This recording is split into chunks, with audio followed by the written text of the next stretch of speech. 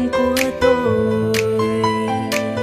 Việt Nam tôi đó ngàn năm sáng tươi, Việt Nam tôi đó ở trong trái tim. Dù cho năm tháng, dù nơi chốn xa, quê hương đi đâu cũng sẽ trở về.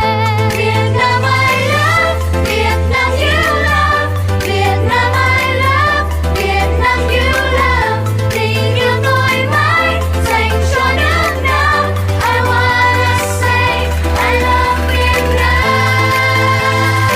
Peace Bay, let's go. Việt Nam ta đây xứng danh một vị anh hùng mãnh liệt quyết thắng, không ai có thể cân xứng. Qua bao nhiêu năm ông cha vun đắp xây một non sông nước Nam, bao đời ra khát nước cho bốn bể chỉ cao hay đất rộng truyền